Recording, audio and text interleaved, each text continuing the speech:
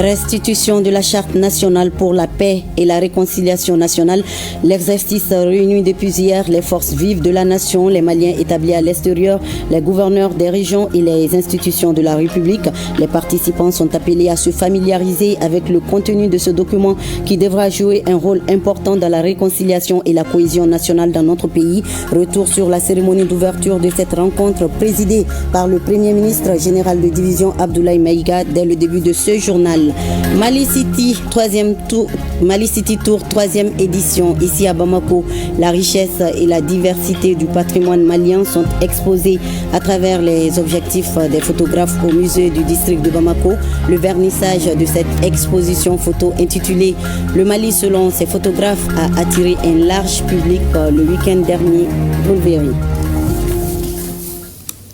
Lundi 21 juillet, Madame, Monsieur, bonjour et soyez les bienvenus dans ce 13h. Le Premier ministre, ministre de l'administration territoriale et de la décentralisation, le général de division Abdoulaye Maïga a présidé la cérémonie d'ouverture de l'atelier de restitution des travaux de la commission de rédaction de la Charte nationale pour la paix et la réconciliation nationale aux forces vives de la nation, aux Maliens établis à l'extérieur, aux gouverneurs des régions et aux institutions de la République.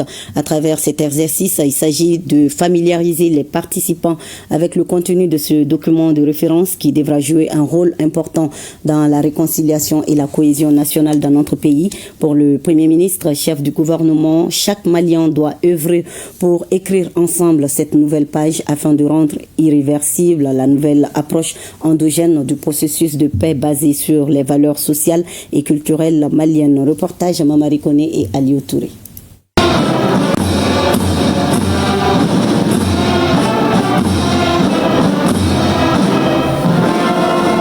Après plusieurs mois de réflexion et d'échanges avec l'ensemble des couches de la population du Mali, le moment est venu pour la commission de rédaction du projet de charte nationale pour la paix et la réconciliation nationale de restituer les conclusions des travaux.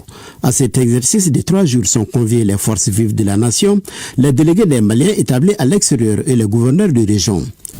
Il s'agit de jeter un dernier coup d'œil sur ce travail qui restera un travail d'humain, mais conçu par des hommes et femmes experts, a pour objet de faire la restitution de la Charte nationale pour la paix et la réconciliation nationale. La charte est un document de référence rédigé par une cinquantaine d'experts et est destiné à consolider la paix et à renforcer la cohésion nationale. Le projet de la Charte pour la paix et la réconciliation nationale est conçu dans un contexte de crise multidimensionnelle et de conflits persistants. Tel que le souhaite le chef de l'État qu'il a initié, il doit contribuer à l'éveil de conscience, à la moralisation de la vie publique et à la reconstruction nationale dans la paix retrouvée.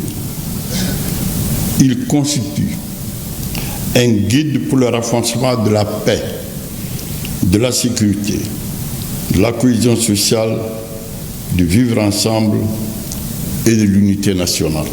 Après avoir rappelé les péripéties qui ont amené le président de la transition à mettre fin à l'accord d'Alger, le Premier ministre a salué la démarche inclusive de la commission de rédaction avant de déclarer que l'atelier de séjour est une occasion de familiariser davantage les acteurs sociaux et institutionnels avec le contenu du projet de charte.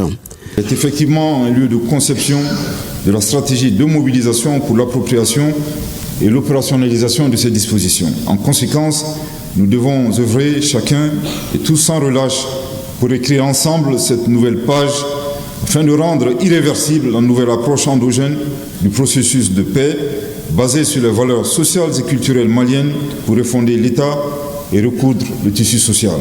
Mesdames et messieurs les participants, je vous exhorte au cours de vos débats et réflexions à avoir comme repère l'attachement du peuple malien à son unité, à son histoire, à sa diversité et à ses valeurs socio-culturelles. Je vous invite également à faire des 3 principes directeurs de l'action publique spécifiés dans l'article 34 de la Constitution de notre pays, votre boussole. Mesdames et messieurs les participants, au regard de la pertinence de l'objet de l'atelier et de la qualité des participants, je suis convaincu que vos travaux porteront les fruits de leurs promesses Et cela se fera à travers l'appropriation de ce précieux instrument de référence pour toutes les initiatives, les actions et activités qui concourent à la paix, à la sécurité, à la réconciliation nationale, à la cohésion sociale et au vivre ensemble. Le Premier ministre a adressé ses félicitations à l'ensemble des couches de la nation pour leur participation de qualité au processus. Il a également rendu un hommage mérité à nos femmes ainsi qu'au président de la commission de rédaction du projet de charte. Au nom de son Excellence le général d'armée Assimi Goïta, président de la transition, chef de l'État, je souhaite à ce stade de mon propos rendre hommage à une personnalité qui a le Mali chevillé au corps. Cet homme d'État a dédié avec foi et dévouement tout son courage et toute sa santé au Mali. Il incarne l'approche nationale du processus de paix au Mali, alliant dialogue inclusif, consultation terrain, gouvernance éthique et appropriation citoyenne, homme de principe très rigoureux. Votre leadership, tout au cours de la rédaction de la charte, vise à offrir un cadre durable pour construire une paix stable fondée sur la cohésion nationale, la sécurité et un vivre ensemble aux populations maliennes. Je vous prie d'applaudir M. Ousmane Issoufou Maïga, président de la Commission.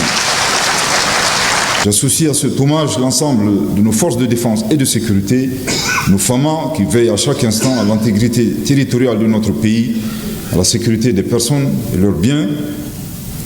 Elles préservent notre liberté et notre souveraineté. Le projet de charte nationale pour la paix et la réconciliation nationale comprend 116 articles, 16 titres et 39 chapitres. Le document final sera remis au président de la transition, chef de l'État, le général d'armée Assimi Goïta.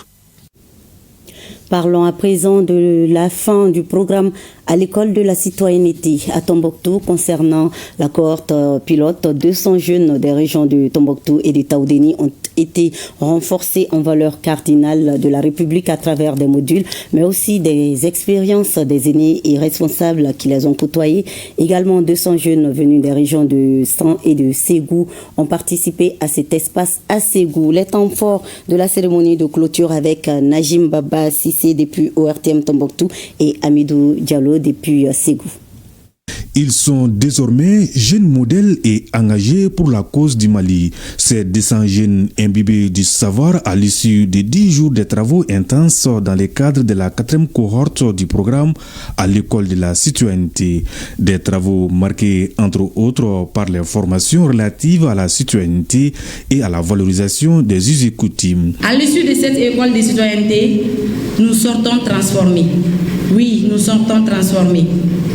Nous sommes plus conscients de nos responsabilités en tant que citoyens et plus déterminés à œuvrer pour le progrès de notre pays. Nous nous engageons à mettre en pratique les connaissances acquises et à contribuer activement à la construction d'un Mali uni, juste et prospère. Désormais, l'État compte sur nous. Donc faisons tout pour que l'État soit fier de nous et qu'on soit responsable.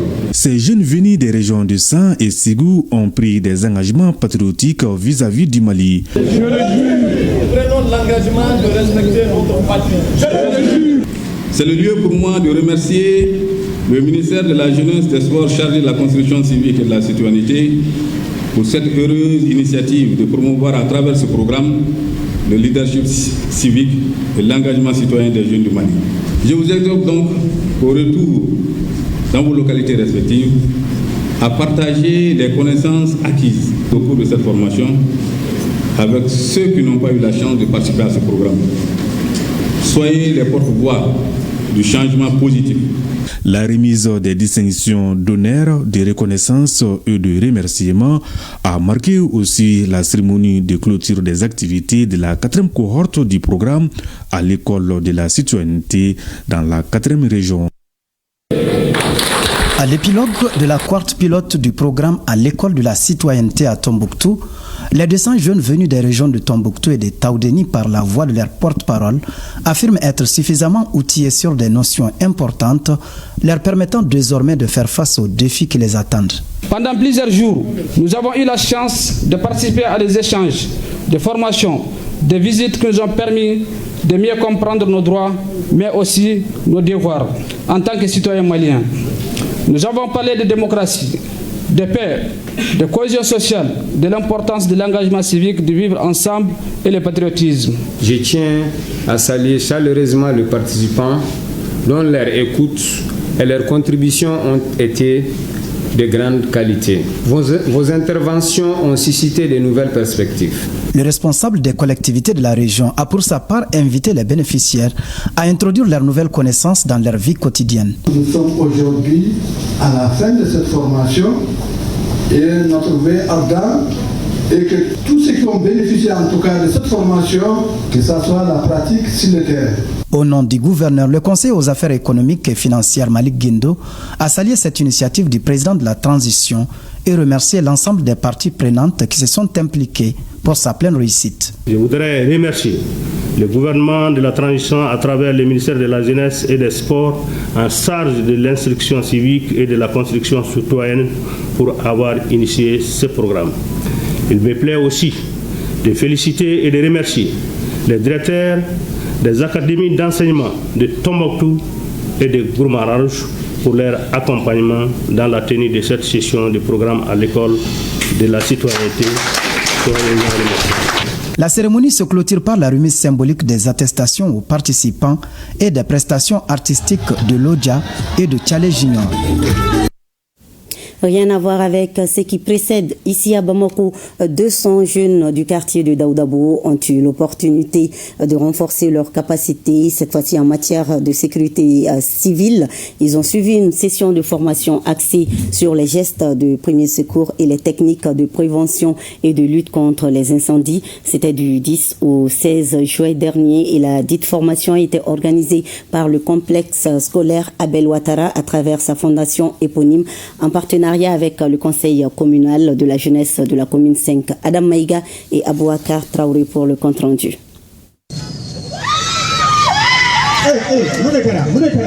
Face aux incendies et aux accidents de la circulation, il ne faut plus rester spectateur. C'est dans cet esprit que la Fondation Abel Ouattara a formé 200 jeunes filles et garçons du conseil communal de la jeunesse de la commune 5.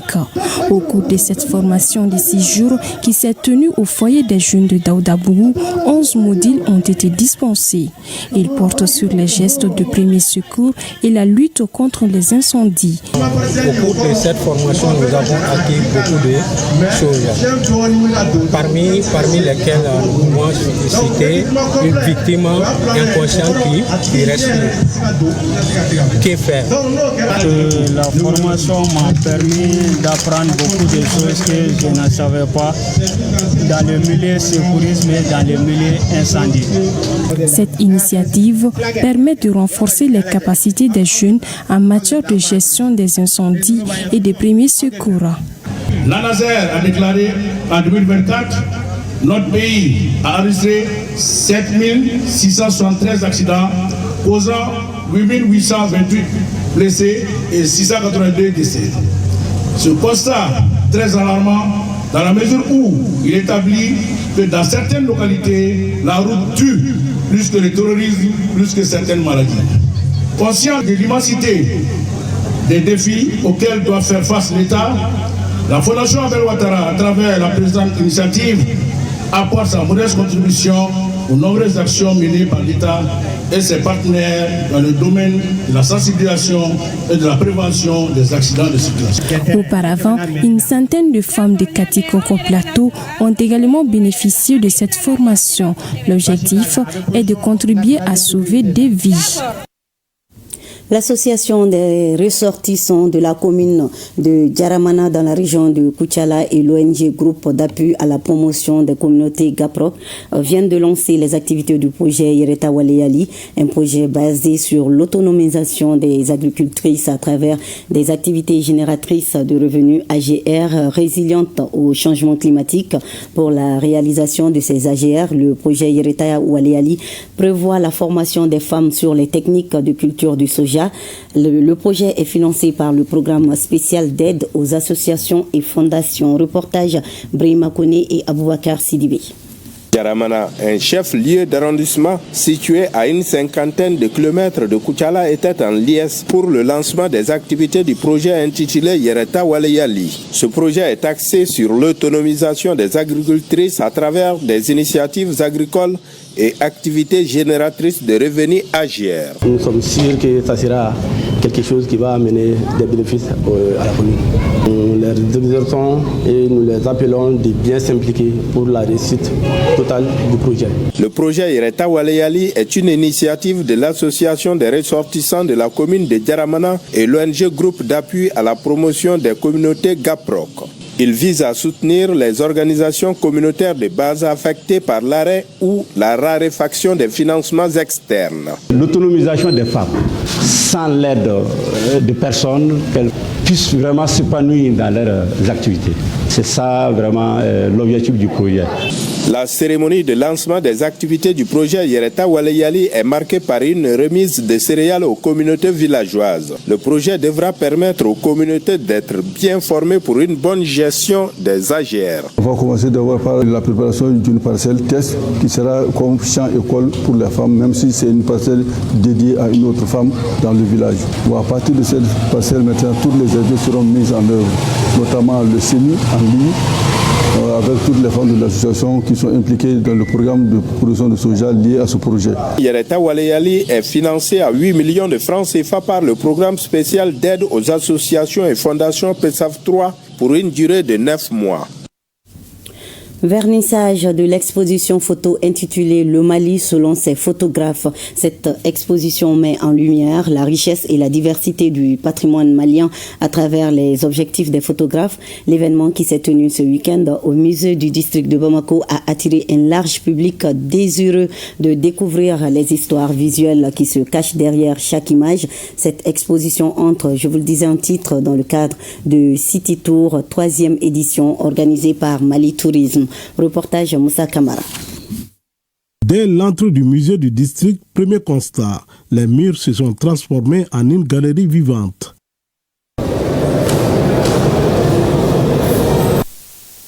Les visiteurs sont accueillis par une série de photographies saisissantes, illustrant les monuments et les sites touristiques du Mali. Les images décrivent le Mali, les patrimoines culturels du Mali, nos richesses culturelles et traditionnelles, etc. Et l'exposition s'inscrit dans le cadre du Bamako City Tour, qui est une initiative qui est portée par le ministère de la Culture à travers son département Mali Tourisme. Plus de 60 œuvres photographiques sont exposées, réalisées par plus d'une vingtaine de photographes professionnels. Des œuvres appréciées à sa juste valeur par les visiteurs du jour. Voir tous les lieux précieux du Mali représentés ici, c'est très touchant pour moi. C'est comme si je fais le tour un peu du pays et je vois tous les lieux où j'aimerais vraiment pouvoir aller un jour. C'est une magnifique expo à laquelle on assiste aujourd'hui au musée du district de Bamako. Des jeunes photographes talentueux maliens qui ont un regard sur la ville de Bamako, sur le Mali en général, sa diversité, son patrimoine, sa culture, avec un regard jeune. Parce qu'il faut le dire, c'est le collectif des jeunes photographes. On a de grands noms de la photographie au Mali, mais là, c'est le regard particulier des jeunes sur ce Mali, cette ville de Bamako, tout ce qui se passe, des images magnifiques, des scènes de vie, et c'est vraiment une exposition à encourager. L'importance de la photographie comme moyen de préservation de l'héritage culturel malien. Ces images sont un hommage à notre histoire et à notre identité. On a de belles œuvres qui mettent en exergue le Mali pluriel, un Mali riche de sa culture, de son patrimoine et fier de sa diversité. Donc vraiment, c'est le lieu également de remercier la mairie du district qui a accompagné le collectif pour cette belle initiative. Cette exposition est à découvrir non seulement pour son esthétique, mais aussi pour les messages qu'elle véhicule sur le patrimoine culturel et la beauté du Mali. Une exposition que vous pourrez visiter jusqu'au 28 septembre prochain, date de clôture de City Tour. City Tour qui a donné son top départ ce samedi dans la capitale des Balanzans, en plus des circuits classiques comme le circuit du Royaume Bambara et le textile. L'innovation cette année est le circuit industriel qui va permettre aux citoyens de découvrir les unités industrielles de la région de Ségou. Reportage Kandesila. C'est à bord de 2 minicars que le top départ de la 3e édition de Ségou City Tour est donné en destination du centre culturel Ndomo. Au cours de cette édition, une occasion est ainsi donnée aux citoyens lambda et aux amoureux de la culture de découvrir de long à large, mais surtout en profondeur, la région de Ségou à travers un circuit touristique riche et varié. Par rapport au circuit classique que nous faisions, notamment le circuit du Royaume Bamana de Ségou, dont les sites phares les Bitons Bleus à Sekoro, les circuits des vestiges coloniaux, comme les barrages de Markara. Cette année, on a introduit le circuit des centres industriels de la ville de Ségou et environ. Donc c'est ça que constitue l'innovation cette année pour l'année de la culture. Cette 3e édition est une initiative conjointe du ministère de l'Artisanat, de la Culture, de l'Industrie hôtelière et du Tourisme, portée par la mairie de la commune urbaine de Ségou et l'agence de promotion touristique du Mali. Cette édition se tient dans une année 2025 déclarée année de la culture pour mettre en exergue la place importante de la culture dans la refondation de notre pays. Cette cérémonie entre dans le cadre de soutien des actions de la transition par les autorités communales de Ségou décidées à promouvoir la destination touristique ségouvienne, déjà très dynamique grâce aux efforts conjugués des différents acteurs. Au regard de l'importance du tourisme pour le développement économique de notre pays, les plus hautes autorités fondent un grand espoir sur ce secteur d'activité pour la relance durable et responsable de l'économie nationale au moment où notre pays sort progressivement de la crise grâce notamment au succès important remporté par les forces armées et de sécurité. Une initiative qui, du reste, constitue un espoir certain pour le secteur, à en croire Ibrahim Kassougué, le président de l'association des guides. L'université Prince Moulay Hassan de Mayambougou récompense ses meilleurs étudiants lors de la journée d'excellence organisée ce samedi 19 juillet. Cet établissement a remis des prix aux meilleurs élèves choisis sur la base des résultats qui vont au-delà de 15 de moyenne et surtout des qualités personnelles de chacun. L'objectif de cette première édition est d'encourager tous les étudiants à serrer la ceinture. Les détails avec Aminata Abri, Maoui Draogo et Julie Traoré. Ces 4 étudiantes se sont distinguées par leur assiduité exemplaire et leur discipline durant l'année scolaire 2025-2026. Affichant des moyennes allant de 15 à 16, leurs efforts viennent d'être justement récompensés. La première de l'établissement obtient un billet d'avion pour un séjour de 10 jours au Maroc. Les 3 autres, quant à elles, remportent des ordinateurs portables, des matériels didactiques pour la poursuite de leurs études. Je suis très heureuse. Je suis fière de moi aussi. J'ai été première. Je pense que c'est grâce à mon travail et à celui de mes professeurs aussi. Je dois faire de mon mieux pour reprendre ce que je viens de faire cette année aussi, avec le même courage et le même dévouement. J'ai un projet qui est la création d'applications. J'ai reçu l'ordinateur, je vais travailler avec pour me performer. Des prix bien mérités selon leurs camarades, offerts par l'université privée Moulay Hassan. C'est une façon de les féliciter et inciter les autres à imiter ces brillantes étudiantes. Les étudiants ont été choisis sur la base de leur moyenne, en fait. Moyenne du semestre 1 et du semestre 2. Et tout cumulé, alors la personne qui aura la plus forte moyenne, c'est la personne qui a été choisie. Et en plus de ça, il y a le programme Sotma. Celle qui est devenue première a bénéficié du programme Sotma de plus de 2 fois durant cette année. Cet événement est fait pour encourager les étudiants en fait. Ce sont 4 dames qui ont raflé toutes les récompenses de cette première journée de l'excellence à l'université privée Moulay Hassan. Un signal fort poussant le directeur général à inviter les garçons à s'inspirer de cet exploit féminin.